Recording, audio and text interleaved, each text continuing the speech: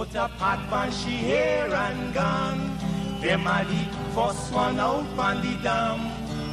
Basket on she head, bucket in each hand. Hold up on she frock, I wanna she grandson. To the market, them a go. For the morning, the day is dawning.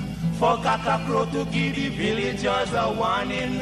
Rise and shine, the birds them a sing. All animal take turn as them join in the waking. Cock-a-crow, dog-a-bag, donkey, bray, horse, and they even duck-a-quack.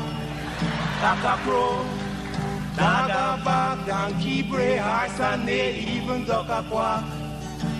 Come and hear this sweet story that tell the people about life in the country. All day a back down, me now a come home. Inaga, jackass yard for fetchy load. Cockle shy hand, bag over shoulder, running by his side, a Rexy and Rover. From the farm, them a come.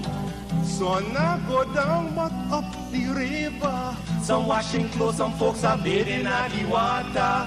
Fisherman, they catch them a bring. From a canoe boat, man, them start offloading.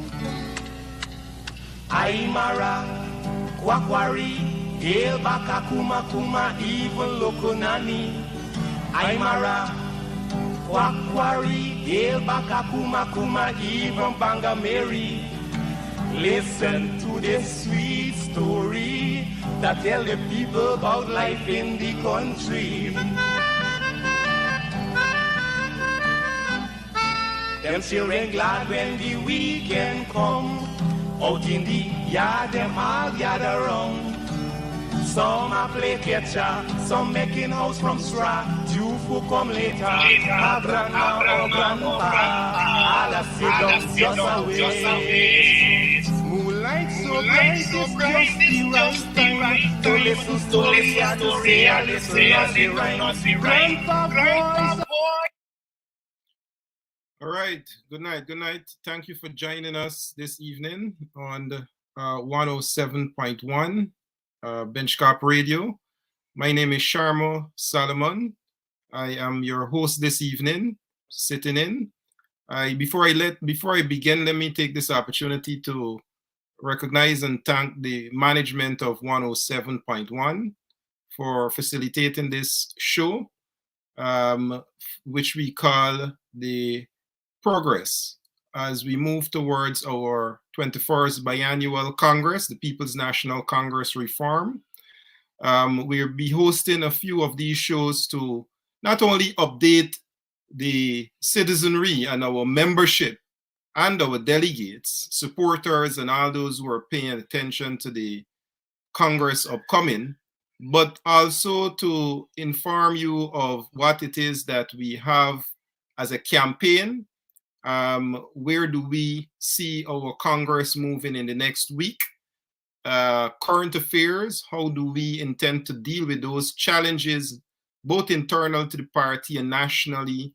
How do we intend to bring focus and attention so that we can address the issues of concern to so many Guyanese? And to also give you a perspective of where we stand with regards to our campaign, and as we move forward, how we are progressing. This evening, as I ask you to share the link and to join me, it is my very first live program. I have always had the opportunity to bump fist, kiss babies as a politician. I know that is the most aggressive form of campaigning. But we also embrace technology, and we take this opportunity to recognize that many persons also find their news and their updates via social media. So I ask you to share the link, to tell a friend that we're on this evening, and I'll be joined this evening by Dr. Richard Van West Charles, who is vying for the position of leader of the People's National Congress at its upcoming biannual Congress. And I myself vying for the position of chairman. Now, we work as a team But for those who have been following the campaign, know that as we encourage every delegate and every member, that for all candidates who are participating in this Congress, that every man should go out and bat and demonstrate his ability to be able to bat and to demonstrate that they can bring the goods, so to speak, with regards to representation on the issues and also how they intend to move the party forward with regards to their vision. So I'll take this opportunity now. I hope that we can get Dr. Charles, who will be joining us shortly. Here he is. So we want to make this quite interesting. We want to make this lively. We want to be very interactive. I hope that we can have you, the audience, those who are listening, those who are paying attention. We're looking at your chat. We're looking at your questions. We'll focus on 4 areas this evening, but we also will take the opportunity to entertain. As those who know me know that I am someone who is very big on having that sort of engagement. So I'll start off by asking Dr. Richard Van West Charles in his quest for leadership, and we'll come back to me shortly as I also demonstrate in my opening where we stand on both those quests, for leader and for the position of chairman. So Dr. Charles, thanks for coming on. It's good to have you this evening. Good to be here, Sharma. And I think we owe it immediately in addressing the issue of the 21st Biannual Congress to ask you, where do you stand on the Congress? Where do you see your campaign at this moment with regards to this 21st Biannual Congress? I mean, we can give an overview, but just to start there, where do you see your campaign as today? Well, as you know, we were supposed to be having the Congress on the 11th, but I think they thought it prudent to ensure that all the I's are dotted and the T's crossed, and hence there has been an extension.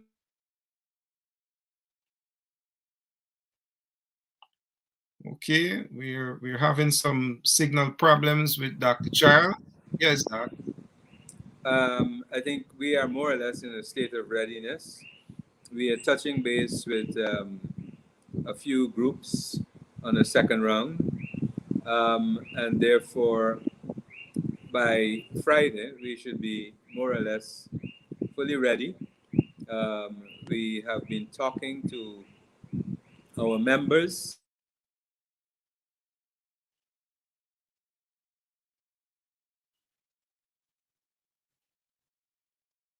of this Congress. It's a very important Congress for the party. It's important for the country, because when one considers the state of governance in the country, it certainly requires a change in which we will be able to witness distributive equity of the resources, a reduction in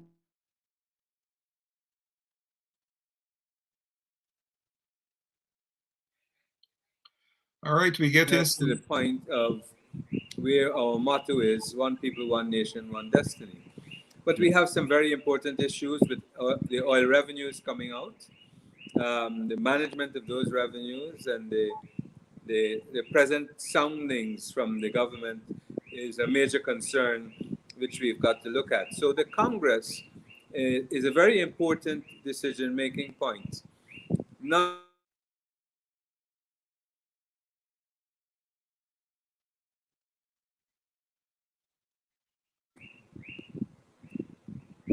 Okay, so we have that in a nutshell from you, Doc. I'll take this time to also put some perspective. I know I've witnessed you out there, touching several regions, touching many comrades. I know only this evening you were in Sophia. I myself we've been engaging many of the comrades as far as the Esclavo Post this afternoon, up in the quarantine. I know that in the feedback that I'm getting from comrades and delegates in particular, that they're very open to having continued dialogue, to hear what comrade candidates in particular have to say, and how they intend to do more than two things, I believe, two very fundamental things. The sort of experience that they bring, and where can they apply that experience to the vision of where the party is at the moment. What is your feedback? I know as in my quest for the position of chairmanship of the party, what I'm getting from comrades, and I'm very encouraged by this, and I would encourage many of the other comrades in terms of those delegates in the group, that they're prepared to listen. They're prepared to give everyone a fair shot. And in that, they're prepared to also ask the sort of questions that allow you to demonstrate where your experiences are in terms of what you can apply, and also where your vision stands for the party. What is your sense of where comrades, as you engage them, delegates, those members? I know you've been all across Guyana, but what is your feedback when you engage those delegates? Well, I think one important aspect is that as you explain one, as the one explains their vision and the issues to be addressed, and I think comrades experience the understanding as to where you want to go. They are, you can see the body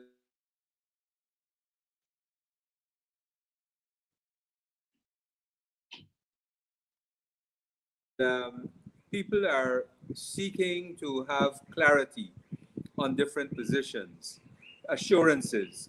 So many people have not made up their minds until they would have concluded listening to all of the candidates, especially at the principal officers level, that being the leader, chairman,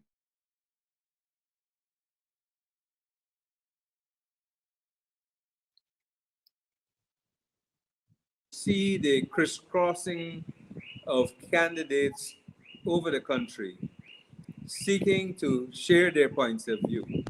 And it's a level of democracy in a political party which is not witnessed in Guyana or probably hardly witnessed in the rest of the Caribbean. So I think this augurs well for us. And I think most important,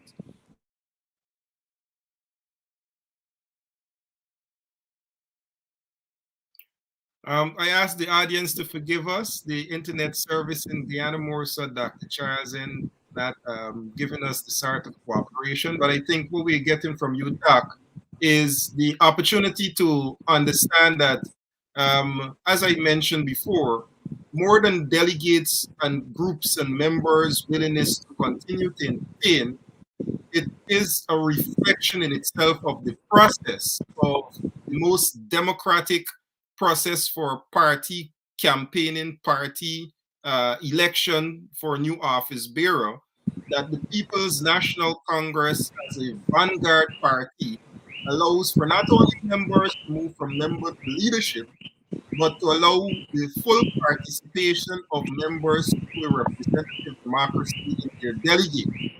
So that for me is very commendable.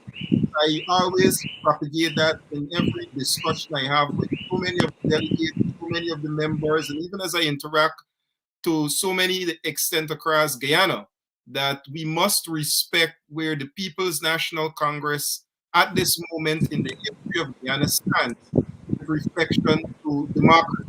So I want to take that now based on the changing dynamics as we focus our attention now on the Congress itself, looking at how we have been campaigning and the engagements with delegates, members, and even general supporters. How do you see this hybrid Congress? I know you spoke earlier of it being moved from the 11th to the 18th, but how do you see the operations of Congress? How do you see the issue of voting, um, the issue of getting the delegates to the point where they will have to cast their ballots? How have you seen that process so far, being a member yourself of Central Executive? well, let me say to you, the hybrid format of this Congress emerged as a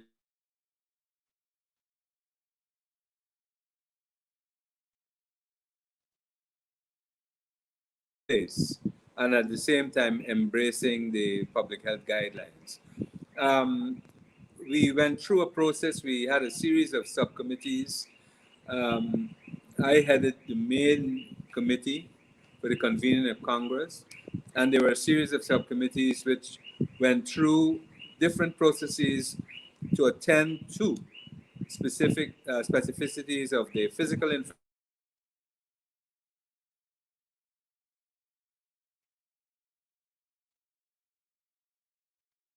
I think it's important to understand that there were many people involved in the considerations which led us to this point, and I am happy.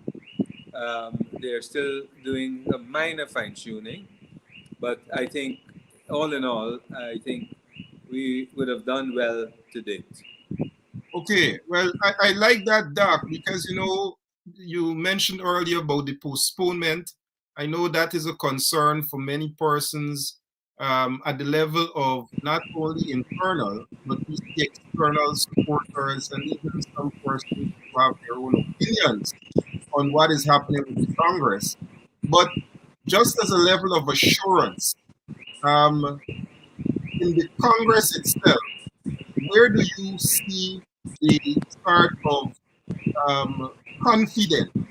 How do you say to delegates they can have that confidence that on the 18th of December, that the sort of mechanisms in place will allow them to have their franchise cast, their votes recognized, and them being able to identify with the candidate at every level that they want to see as part of the leadership structure of the national party.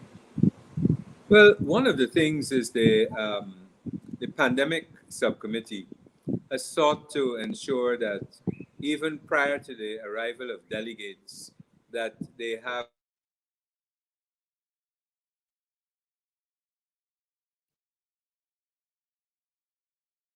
each center will be equipped with the necessary masks, sanitizing material, um, and also consider the spacing, the social distancing that is required um, based on the guidelines from WHO.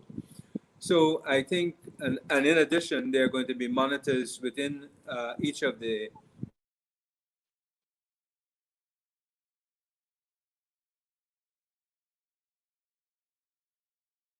I think everything is being done to ensure that there is adherence to the guidelines. We take this issue of COVID seriously. We encourage vaccination, as you know. Our approach is to work with people so that there is an understanding as to why they need to be vaccinated, etc. And we're making progress. Um,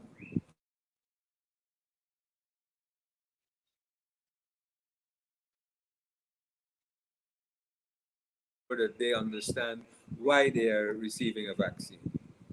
Okay, okay. Because I know once we have that sort of not only confidence in the process, but based on the circumstances and the environment that we have to work in, that in itself needs to be addressed. I am glad the CEC and the People's National Congress taken into consideration those challenges and how they intend to work to overcome them. I know that as I speak to the delegate, and you address the issue of the confidence in the society at the moment with regards to issues such as COVID. I take I don't take lightly the issue of COVID. I know in Region 10 yesterday we said farewell to two giants of our community with regards to business and where they stand. That's Mr. and Mrs. Lyle, and we see how dangerous and just how threatening the issue of COVID can be to every single Guyanese.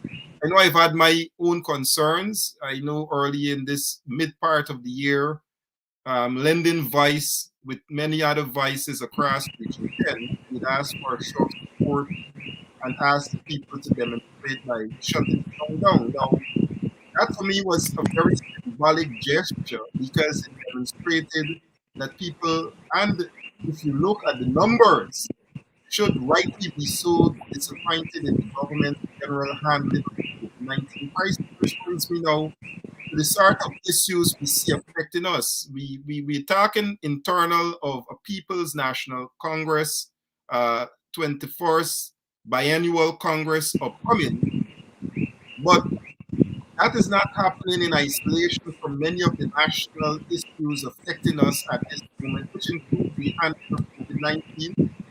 I know I spoke with many comrades this afternoon who've expressed along the coast as far as the quarantine posts, floods that are affecting them. We have the government's continued push to dismantle the oversight body of the national the oil fund, and also we see issues in many areas. But how do you see these national issues being addressed um, by at your level as the party organizes itself to deal with these national challenges? Now? Well, let me say to you, we are unhappy with the disbanding of the National Task Force with respect to COVID. I understand the relationship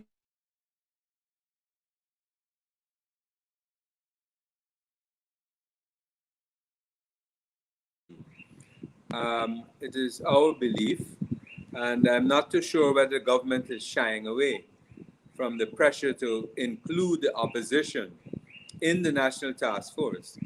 And so they have decided to disband it and go the route of singularly the Central Board of Health.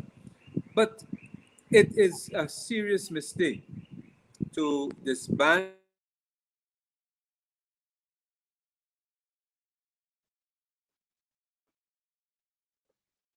its oversight. Um, it wouldn't allow the country as a whole to ensure it has proper management of what is going on with COVID. And it sort of begins to take the eyes off of COVID, notwithstanding all of the issues with respect to school openings, uh,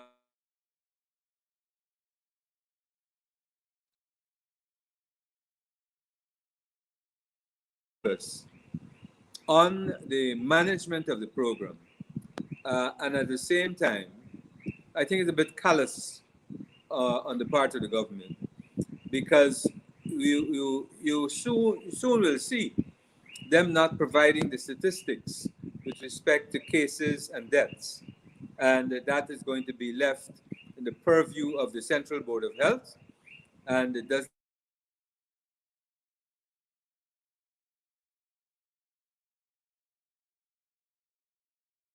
think this is a serious mistake.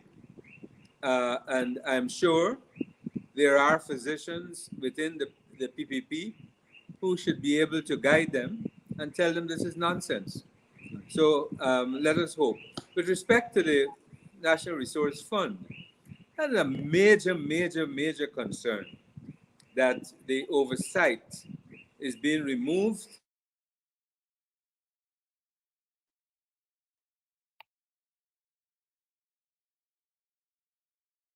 and the government will do what it wants to give out the largest, as it has done with the sugar workers, and have their biases as to who gets what, who gets which contract with people without capacity. And so we are going to have, if we don't put a check on these things,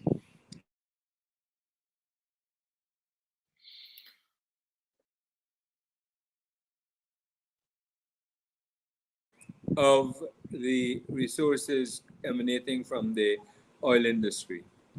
But I want to go back to those two. There's so many issues in the society because I want us to address the government also um, putting in place the sort of measurements that have taken away the voices of persons who are prepared to speak up and speak out. We saw what happened to former Minister Jordan. We are seeing what is happening with dissenting voices across the society.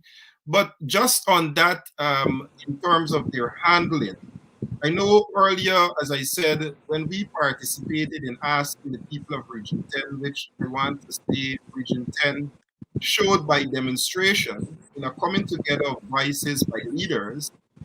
When we asked, people responded quite well to show that the general handling, and it happened in a very coordinated, collective manner where uh, residents, leadership from the level of the RDC, the municipality, voices, very important voices, our parliamentary representatives, all made that call. And we had that approach for persons to respond to register their concern.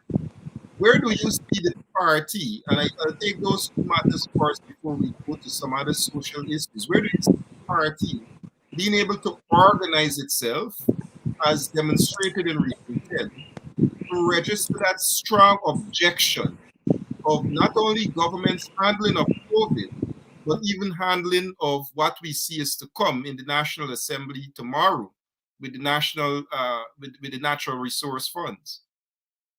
Party, I think the intensity by which we organize our groups at the community level is going to be critical in terms of the mobilization in an organized manner of our comrades and the people in the communities to address these issues. This is an important change of more or less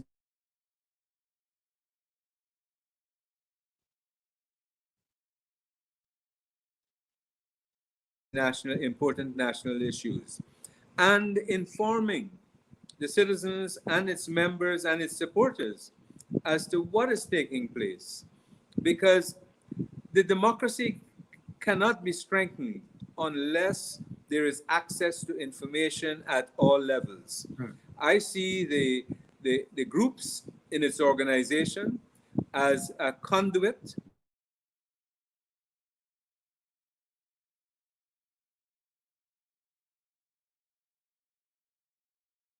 needed to take action against these draconian measures by government.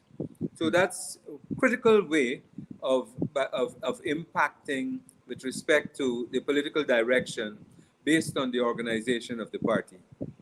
Well, I like that, Doc, because the thing about it, Dr. Charles, the level of organization you speak of is one based on the experience that we have gathered. And I think one of the things I always made when you speak to delegates, you speak to comrades, you speak to members, you speak to supporters about the sort of experience of having the opportunity to see how bringing people together, understanding how to ensure that they have a well-informed machinery that could work with them, and understanding that it is only as a collective, only when we find that common understanding of um, bringing about the interest of people, how do we get those articulations to bring forward their issues. So you aggregate their interest, and in knowing things that are affecting them the most, how do you then take that and articulate it in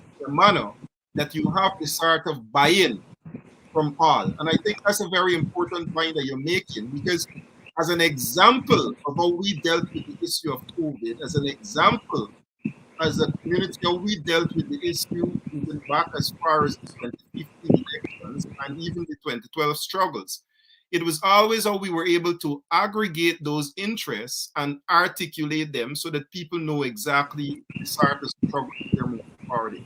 Yeah. Right. If you can reflect on the Black Lives Matter, I think, and the cross-ethnic participation in that movement, it is a result of the information that was shared that gave informed actions against the administration with respect to Black lives. And so it is in like manner.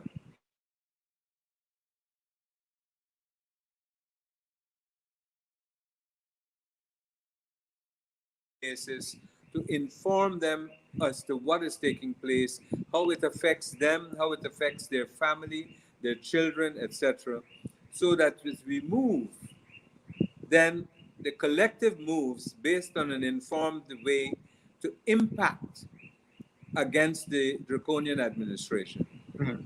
I like that. And I keep saying I like it because as somebody who implies just those methods, I can tell you the effectiveness is one where we want to take on. We did. We took them on. We took on the PPP. We took on their management style, which is very unilateral, which is most divisive. And we demonstrated in doing that that you have to organize. You know, as much as we can we have shown no fear. We have been very fearless in our challenge of the PPP.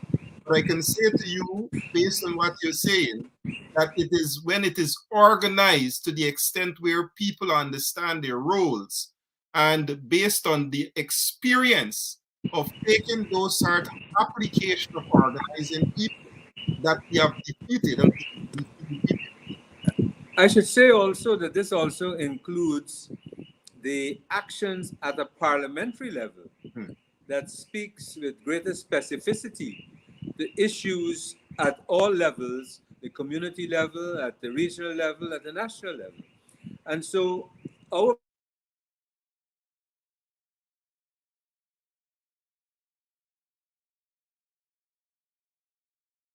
clear, but not generally, but with specificity. Hmm. So this puts us in a whole new ball game Hmm. in terms of how the party becomes prepared to represent the issues of the people, which is the remit of a political party, Hmm. to be able to represent the issues of the people so that the quality of life becomes better Mhm. and contributes to the growth and development of the community, the region, and the country as a whole. And you see that for me becomes critical as you look at the issue of the approach to dealing with the challenges of the government and understanding at the different levels. I know you spoke earlier at the very grassroots level of the man in the street, the group level, the membership, region, but at the national level when we go to parliament, because we see many times where our members of parliament would like to have that sort of support, that sort of backing to know that the party is a strong collective. And I speak from experience again, based on what we experience in the region as regional chairman, that when you have a very structured, organized party on the ground, and you have the challenges of government, that sort of organized force helps you to take on those challenges more effectively. But we go there because I want to But I bring think I think also we need to remember that unless we are organized internally to begin to represent our issues in an organized way, the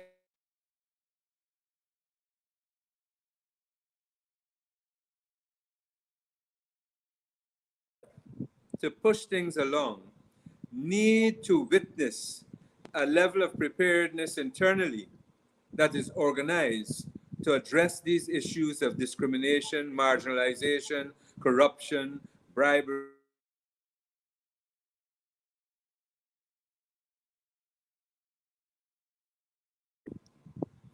So this comes at a multi-pronged approach to protect the rights of our people, to ensure that there is equitable participation in this economy, and there is growth for everybody and not a few.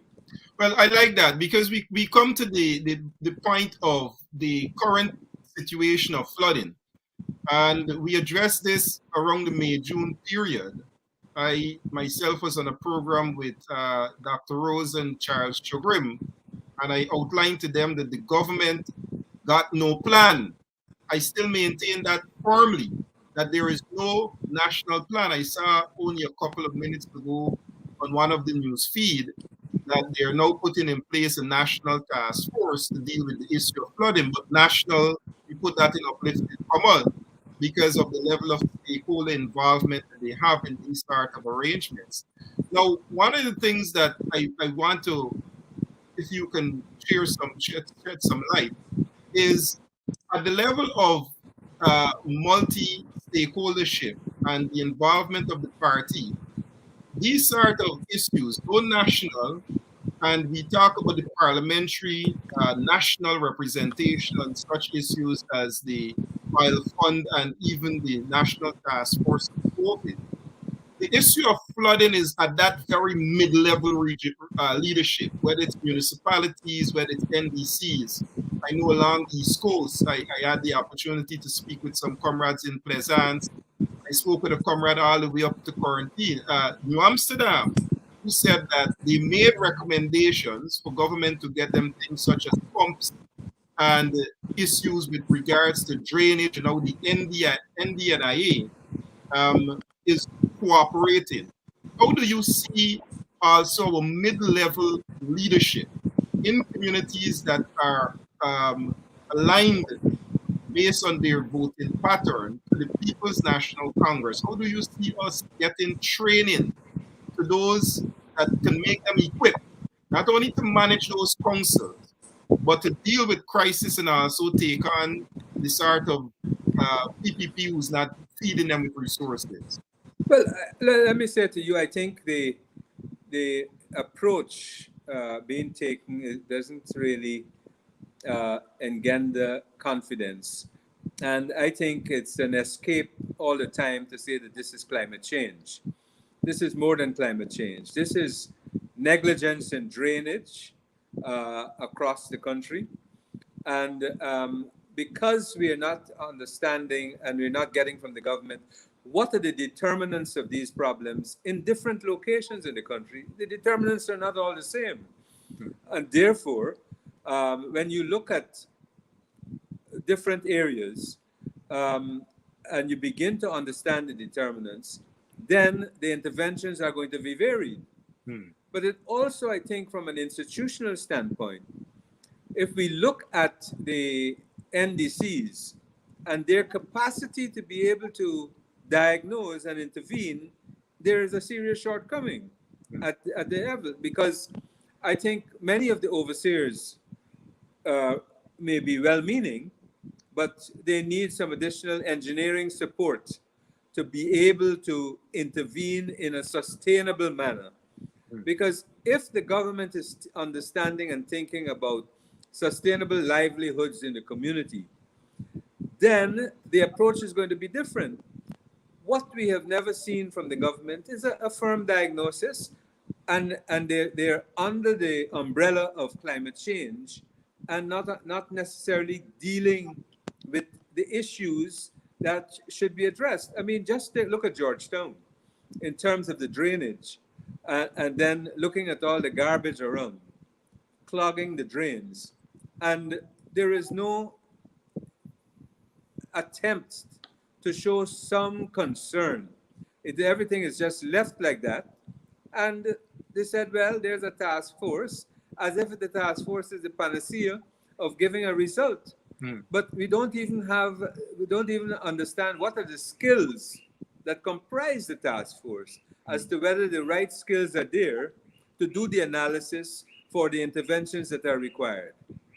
And when we speak of those interventions, Doc, I know putting my voice to the issue of the flood relief grants. So the handling of the floods are already atrocious on the part of the People's National, on the part of the People's Progressive Party. You see the government not giving the start of oversight and support.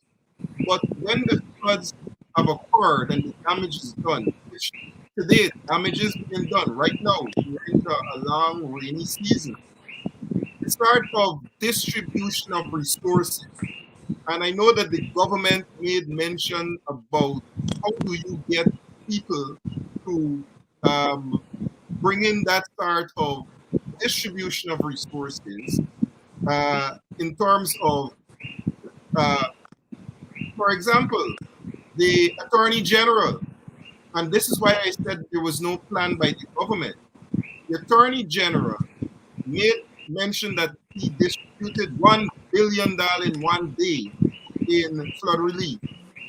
And a couple of weeks later, we saw one of the regional representatives, Mr. Romayo, resigned because of the sort of misappropriation of how things were being done. And the Minister of Agriculture admitted that they will have to launch an investigation into how the flood relief is being distributed. How do you see that sort of management? And where do we say to comrade in those communities if we've seen the sort of discrimination of how resources were given? Well, How do we look, say to comrades? in if we look at the start off with the cash grants for COVID, and then we go to what has occurred with the flooding. The first thing that should be out of the window is the involvement of the political party or parties in any form of distribution of resources. And this is what the PPP has done. They have used their political platform to distribute resources, to buy a vote, and to give an influence, and to waste government's money in a way that should be going to appease people in a different way. Secondly, because the methodology is so poor and weak, look, flooding has occurred across the globe. It's not something new for Guyana. So all the government had to do was turn to FAO, turn to ICA, turn to USAID and other multilateral, bilateral agencies. And there are methodologies there for distributing resources and dealing with floods. But here we are in Guyana, because it's so discriminative in terms of the process, that it took Ipalaji to discover 5,000 farmers of African descent who did not have access to those flood grants. And I'm sure, and then there are other people of other ethnicities who are associated with the APNU AFC and the PNCR, who, because of their political badge, were denied access to those resources, or was not equitably distributed, as in the case in Region 9, where the PPP farmers got 100,000 and APNU farmers got 50,000. So that type of nonsense and bias and discrimination in the system has got to go. Well, I like that, Doc, because in going, I said a couple of months ago, and I'll continue to repeat that it goes back to the point that you made earlier of having structured, organized groups, so that our matters are not only represented by organizations who may be supportive of the issue as a whole, but by the party. And I go right back to the level of organization at the group levels, at the group level, the structuring that the party, in terms of its ability to mobilize its membership to deal with these sort of issues and make pressure be bared on the government to ensure that there is equitable distribution in all of these funds, COVID cash grant, the flood relief cash grant, whether it's the school uniform, school cash grant, so that people know that there is some representation, but the representation is one that is so organized that we can deal with issues at hand. But let me just take this opportunity, Doc, as we go through to the issue of the government's handling on these matters. And we're coming down to wrap up time. And I really want to just take in a few of the questions that I see persons are asking.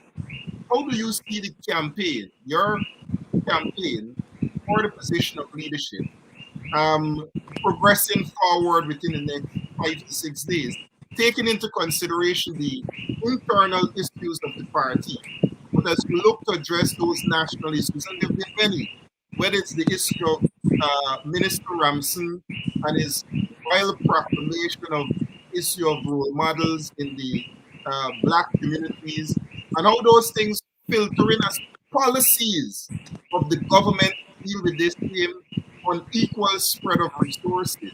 How do you see a campaign moving forward addressing the internal issues and those external matters that we are faced with at the moment? Well, the campaign has to take into consideration these matters because it is how the party is organized in terms of its communication, how the groups are organized to be able to capture the intelligence of what is happening at a community level that will inform the actions and will inform the structure and the organizational structure and the function of the party.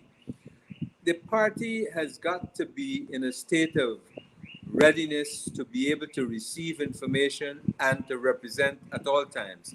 So the campaign in itself, as you go out to speak to people, people have opinions. And that is the important part of this, where it is a good exchange between the campaign that we have and the dialogue that we have in the field, meeting with people, beginning to shape what you have based on the dialogue, the exchange, the conversations we've been having, either collectively or through individual contacts, or people are making contacts to say, look, I thought this point should have been dealt this way, and we continue to engage.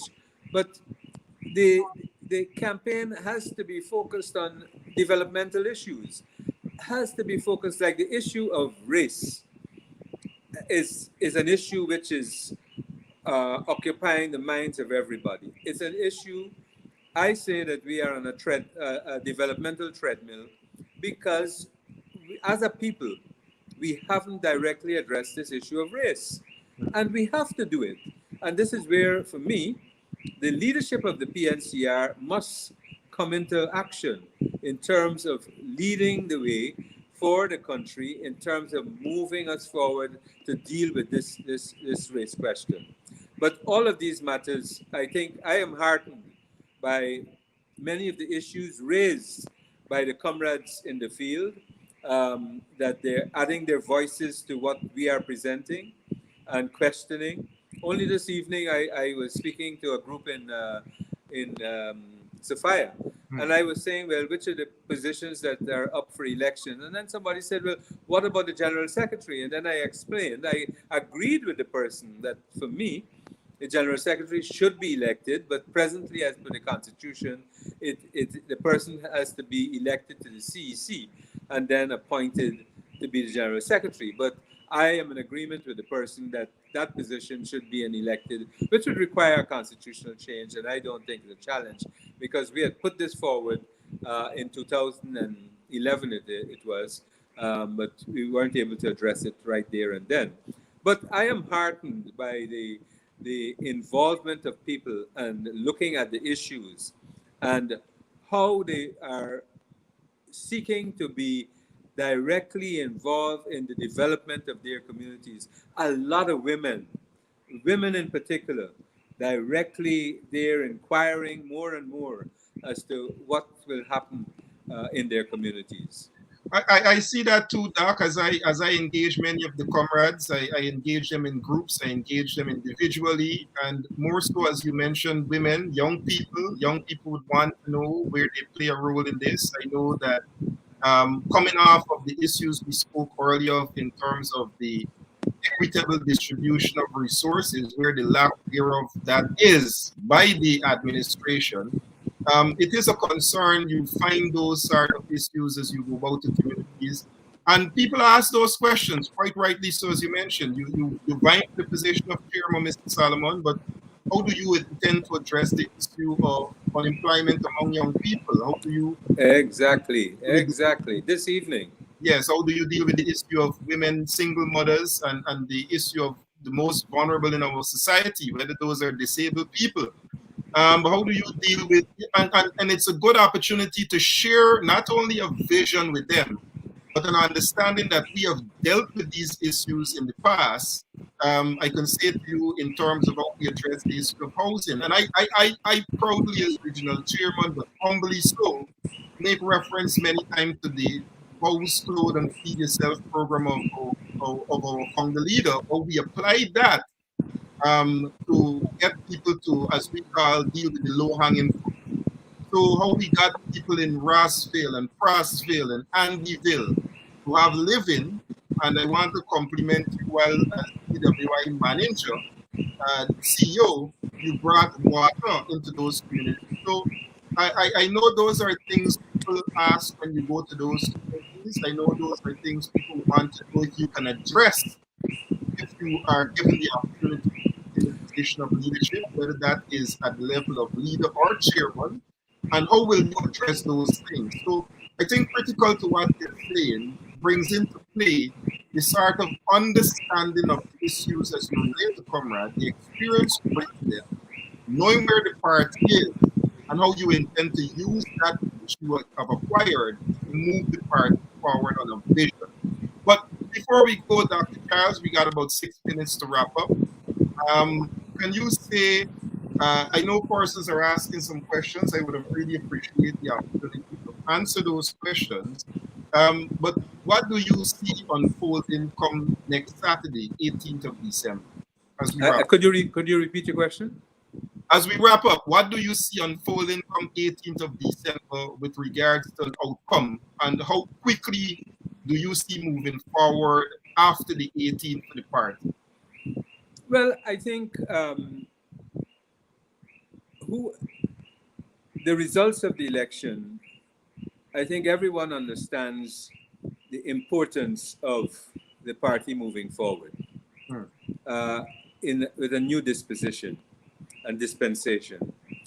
I believe that one of the things that we will see is a different approach to the engagement with young people. The party recognizes where young people are at, the population base, about 55 to 60% of young people in the country. Young people have got to be at the table. They have got to be involved. Sad to say, in some instances, we've got a lot of out-of-school youth that we have to bring back to the center of things in terms to strengthen their own capacity to function. But I think that the party has, in addition to looking at people's development, it has to look at the governance aspect of the country. There are some critical constitutional matters which we've got to address with a degree of urgency, and also this issue of the resources and the equitable distribution. Police reform, we've got to focus on police reform and the judicial system. So I think all of these things will be a priority for us.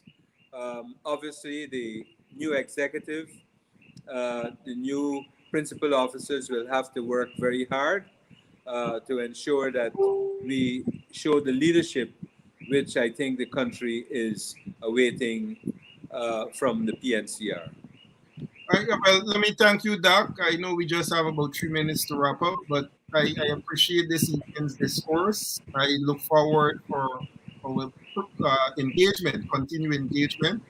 I know that you and I are working in a team, but as I mentioned earlier, every man batting himself, because I like that you have to go prove yourself that you want to be a leader. I am always up to the challenge to demonstrate the experiences that I bring to any table and where I intend to apply that based on the state of the party, for vision of moving the party forward. And I believe that in demonstrating that ability plays into what I know you and I discussed earlier of not necessarily running with a slate.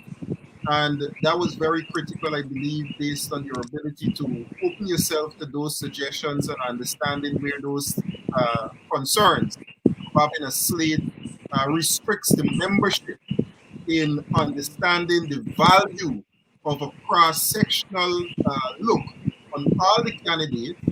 And as a manager, as a good manager, we trust the delegates, we trust our party groups and our members that once they have identified persons for leadership position, that manager, that management structure must be able to know to work with those comrades and how they are able to bring them together in the one common cause of moving our party forward. So I'd like to thank you this evening, Doc.